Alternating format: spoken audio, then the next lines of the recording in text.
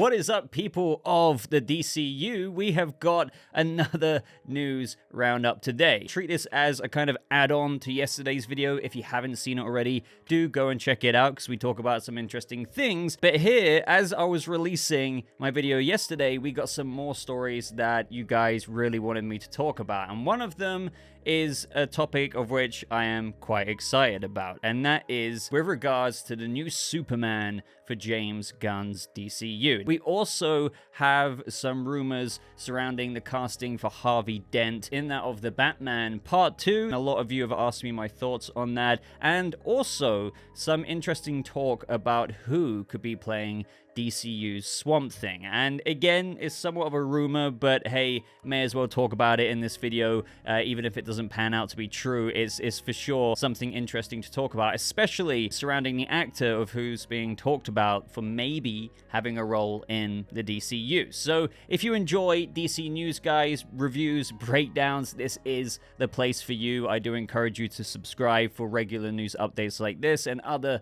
content on the channel. And if you go ahead to like this video, I would really just appreciate it if you hit that like button. It takes 2 seconds of your time. So this first story is coming from Deadline. Superman Legacy in-person screen tests on the horizon as Warner Brothers and James Gunn get closer to finding Clark Kent and Lois Lane. Very exciting times because, you know, before I get into this article, these frontrunners who are going into these screen tests, I kind of like all of them, and I'm somewhat conflicted, but I do have a bit of a preference, and we'll get into that in just a minute. So, the article goes as follows. Exclusive. Following months of going through dozens of audition tapes, Warner Brothers and DC Films look to be getting closer to finding the stars of their Superman Legacy movie as a second round of testing looks to be imminent. Insiders close to the process say the first in-person tests with DC co-heads Peter Safran and James Gunn, who is writing and directing the picture, will take place around Father's Day weekend or the Monday or Tuesday after, with none other than Nicholas Hoult, David Corenswet, and Tom Brittney, expected to test for Clark Kent, aka Superman, and Emma Mackey, Rachel Brosnahan, and Phoebe Dynevor testing for Lois Lane. Sources added that some of the test deals are still being negotiated and haven't all closed, but that, as of now, these are the names expected to participate in the auditions. So this is obviously after those self-tapes that got sent in. We heard that Rachel Brosnahan apparently did an amazing performance just in of the screen test, but now are actually, you know, hey, rocking up. Here's my Superman, here's my Lois Lane. Things are really stepping up. They go and say that DC Studios had no comment on the second round of tests. Deadline had reported last month these were among the names that had submitted audition tapes, and that the execs had only just begun watching each tape, especially Gunn, who only recently wrapped his press tour for Marvel's Guardians of the Galaxy Volume 3. Gunn had let it be known that he wanted to be thorough and watch each tape, and over that time those names rose to the top as the shortlist was created. As for other roles, such as Lex Luthor and Jimmy Olsen, those decisions will likely happen after the decisions are made on Superman and Lois, which, you know, I think makes sense. You know, the priority for them right now is to get their Lois Lane and Clark Kent. Now, we can't forget that Variety also reported on June 1st that James Gunn's Superman search includes former Bold and the Beautiful star Pearson Fouday. That doesn't mean he's out of this shortlist or whatever, as they say here. Insiders close to the process say that the first in-person tests with Gunn and Safran are happening very, very soon. But clearly, these are the names that have been popping up again and again and again in the past couple of months. Nicholas Hoult, even though we had it reported initially, I believe it was from the Hollywood Reporter, saying that he seems to be the only person in consideration for Superman's arch-enemy, Lex Luthor. But then I think a reporter from Deadline said, no, it's actually Superman. So a bit of conflict in reporting there. But it is interesting to consider that maybe if one of these actors doesn't make it as Clark Kent or Superman, for example, let's just say Nicholas Hoult here, maybe he could be Lex, because in my opinion, it's interesting. Everyone's going to have different opinions about this. For example, a lot of people want a different, somewhat looking Superman from that of maybe David Corenswet, because the public consensus for, I would say, a majority of people are saying that David Corenswet somewhat looks too much like Henry Cavill, and Nicholas Hoult could be a really, really good Clark Kent. Now, I'm somewhat on the opposing side there. I really want David Corenswet out of these frontrunners here going into this screen test very, very soon to be the one who comes out on top as Superman. And I actually see Nicholas Hoult being a really, really decent, somewhat younger Lex Luthor, because as I've always said, I'm probably driving some of you mad, as James Gunn said himself, this is a DC universe that's somewhat hitting the ground running. Superheroes, villains exist and have existed, so given that Superman isn't a veteran Superman, yet it's not an origin story at the same time, I can imagine, this isn't guaranteed, Lex could have been going at LexCorp for a long, long time, but maybe each of them are like 3 to 5 years into their superhero slash villainy career. And if that is the case, I really like the idea of Nicholas Hoult somewhat mirroring the David Corenswet look slash age of all of this. But hey, maybe Nicholas Hoult does become our new Superman. And then you've got Tom Brittney there, of whom admittedly I haven't seen in too many roles, and I would say he's got, and I'm not saying he can't pull off Superman, but I would say from my lens, my perspective here, he's got somewhat the least Superman look to me, compared even to that of Nicholas Hoult, let alone David Corenswet. I think David Corenswet has the best look for Superman, but this doesn't and isn't really the deciding factor. Obviously, it's the performance, the audition, the acting ability, the chemistry test between whoever might be picked for Lois Lane. So out of, Tom Brittney, Nicholas Hoult, and David Corenswet here, honestly, it could be any of them. But again, I'm just going to hammer it in. I really do like David Corenswet for this role. I've been looking into him more and more and more. The same, obviously, with Nicholas Hoult, but I was very familiar with him anyway. But there's something about David Corenswet, man. He's got that voice. Maybe some of you have seen clips online of some of his performances, and obviously the voice isn't the only thing that decides, oh, look, he's going to be Superman. But I can easily imagine him saying the whole, Miss Lane, will you fly with me? It's just, there's something about his energy. Now, as for Emma Mackey, Rachel Brosnahan, and Phoebe Dynevor, this is a bit of a weird situation. Again, I do have a preference here, but I really like all of them. Emma Mackey, whether that's Sex Education or some of the other roles that she's had in the past few years, she's been quite a breakout star. Rachel Brosnahan, very experienced, a very, very talented actor. And Phoebe Dynevor, the same can be said, but what's fascinating about this is I do feel like each one of them have somewhat different vibes of what they can bring to the role. And I suppose the same can be said for the Clark Kent contenders here. But for me, once again, it's the combination of, and what I'm actually seeing from a lot of people online, a lot of people's preference is David Corenswet for Superman and Rachel Brosnahan for Lois Lane. Once again here, I mean, clearly as they're going in for screen tests, I can see all of them in their own Lois Lane demeanors, if you will. But there's something, I think, for me, Rachel Brosnahan brings the most talent to the role. You might disagree with me there. But also just combining Rachel Brosnahan's acting and her range, or just her kind of vibe, for lack of a better word to use there, with David Corenswet's vibe, if you will. I know that actors, they're not going to act as they do in real life or necessarily as seen in previous roles, but I trust you get what I'm trying to say here. I feel like those two have the best synergy or chemistry from what I can imagine. You have to trust James Gunn as well with the casting for his movie, because I think he understands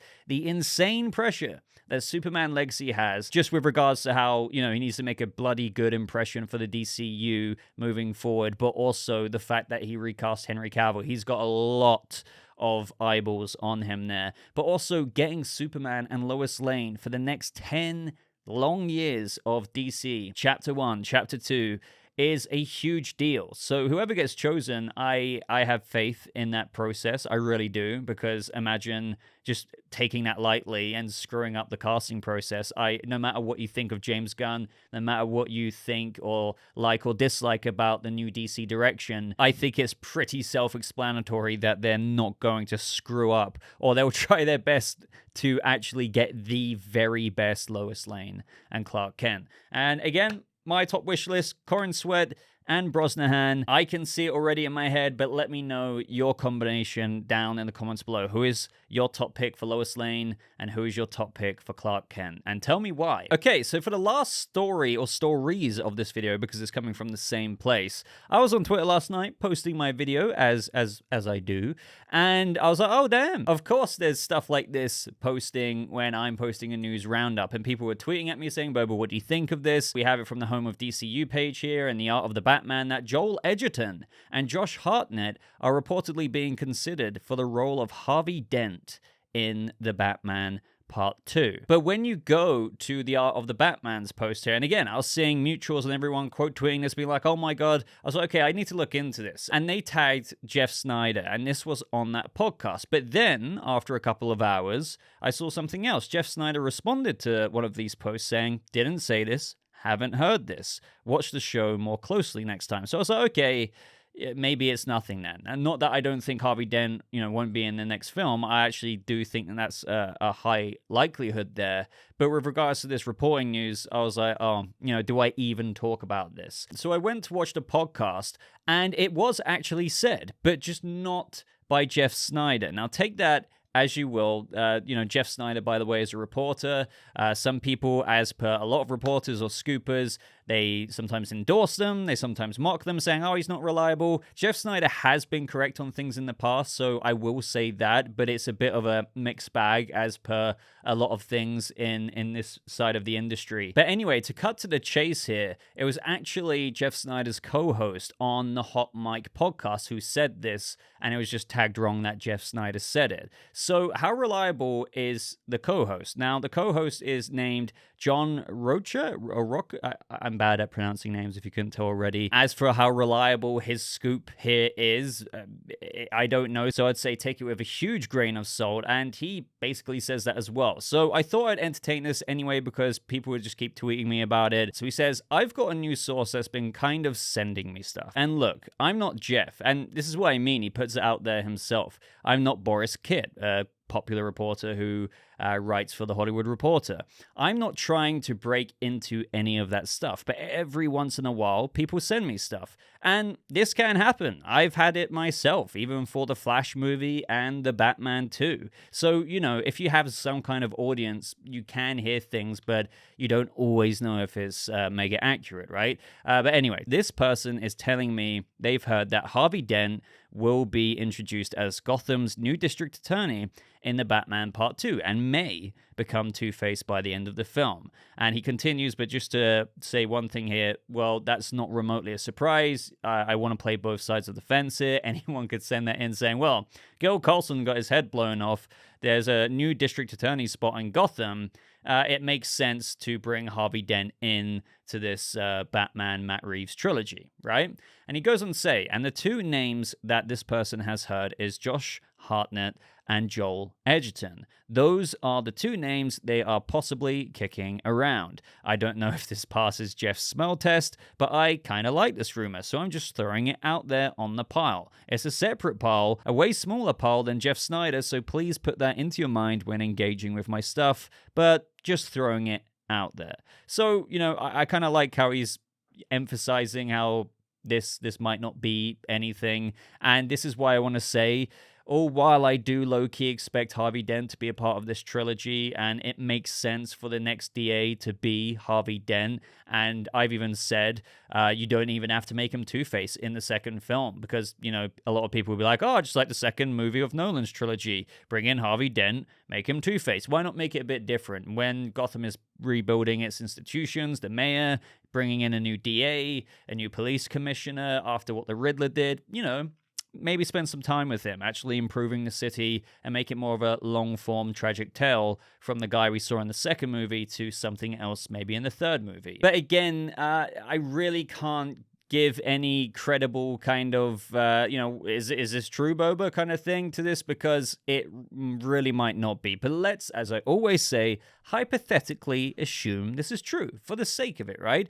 Joel Edgerton and Josh Hartnett. So Josh Hartnett, I know he has been doing stuff, but I feel like I haven't seen him since bloody Pearl Harbor. Like since I was a kid. And I really liked him in that. But obviously, that's not really speaking to modern acting ability necessarily. I know he's in Oppenheimer, so maybe you have a bit of a comeback there. What's interesting to consider about this as well, hypothetically assuming it's true, I need to stress that, they are, 44 and 48. So the whole kind of thing that I've been going with, maybe Harvey, as in the source material sometimes being like the youngest DA in Gotham's history coming in, maybe around Pattinson's age or something like that, wouldn't be the case. It would just be a bit of an older actor, which I don't remotely mind either. The whole point is writing a good story. If Harvey comes in to replace Gil Colson, because obviously Gil Colson's dead, if it's an older DA, it won't be a big deal. But as for Joel Edgerton, he would be my pick. My God, this guy is a very talented actor. Not to say that Josh Hartnett isn't, but just going off of his filmography here, man, I've seen so many things with him in it. From back in the day with Uncle Owen, actually popped up again in the Kenobi series, from Warrior to... There's so many things. And he is very good. I can imagine him playing... Like, the thing about Joel Edgerton being Harvey Dent, it's actually really cool. Like, I wouldn't have thought of that, but now he's been brought to my attention in this rumor. When hypothetically assuming it's true for the sake of conversation here, he could really play that guy who's trying to help out Gotham do the right thing. But if and when we'd get moments of the dissociative identity disorder kicking in with Big Bad Harv, my God, he could do such a good job there. Like the duality of Harvey Dent. Honestly, if you know what I mean with Joel Edgerton, you know exactly what I mean. And hey, just for the sake of it, look at this image here. Robert Pattinson and Joel Edgerton on the set of Life, a movie they have worked together in before. Honestly, this doesn't really mean anything. I just found it funny because back in the day, before we even had any pictures of the Batman, Bruce Wayne, a lot of people using pictures of Pattinson's look here for his Bruce, a bit shorter hair. And, you have Joel Edgerton there, and you could argue a bit of a classic Gotham get-up, a bit of a longer coat, bit of a top hat there as DA Harvey Dent. But no, really, it's just for a bit of fun. I would love this as, Joel Edgerton playing Harvey Dent. As for now, don't treat this too seriously whatsoever, I would say. Again, no disrespect to John Rocha there. Maybe bookmark it in your brain if you want to, and we'll revisit this when we hear some more things from Deadline or The Hollywood Reporter or whoever, right, when the time comes. Hopefully around the fall of this year. Maybe. Now, the last piece of news here comes from this same podcast and from Jeff Snyder, the one who is way more used to, getting scoops and stuff like that. But I wanted to entertain it because it's an actor of whom we've spoken about just a couple of videos ago, and that is Bill Skarsgård. So when being asked what else Jeff Snyder has got to offer on the podcast in terms of rumors or scoops, because sometimes he puts some stuff out there at the very beginning of the podcast, he said, I wanted to address, because someone was talking about Bill Skarsgård. Andy Muschietti, we've seen a lot of reports about that, so that's a done deal. And what he's referring to there is the Brave and the Bold. And so I think people just naturally felt, oh, Bill Skarsgård, they work together. He'll be in Brave and the Bold. I don't know if that's necessarily the case. I heard a rumor in the last week or two, and I didn't share the rumor because it did not pass the smell test. I don't know that this is true because it's so early to me for this project I'm about to tell you about.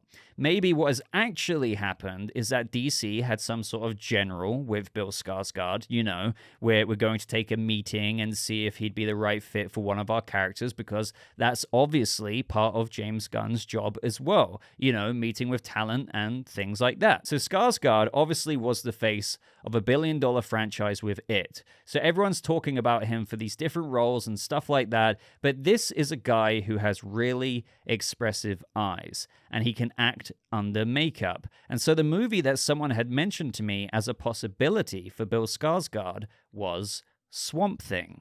The reason I didn't run it was because of the timing. I'm like, Swamp Thing isn't casting. It's going to be a long while. So James Mangold, who is, looking like he's going to direct the movie, he's been talking about it in interviews and everything, isn't wrapping the Bob Dylan movie until August, I believe. In October, if the strike is over, he's supposed to begin writing a Star Wars movie. So that's his schedule. That's why it didn't make sense to me, that they wouldn't have someone for Swamp Thing at this point, I don't think. But maybe that is the thinking after a general meeting. It's like, oh, maybe this guy's on the list for Swamp Thing because of those eyes and his ability to act from underneath makeup. And I completely agree with that, and fair enough to him. Why would you run a story for Swamp Thing with regards to a source telling him about Bill Skarsgård when this movie is so long away? I don't think people quite realize. As you're seeing on the roadmap on screen right now, if you do some rough math with what James Gunn or Peter Safran has said with regards to maybe 2 projects a year, so like a TV show and a movie or whatever like that,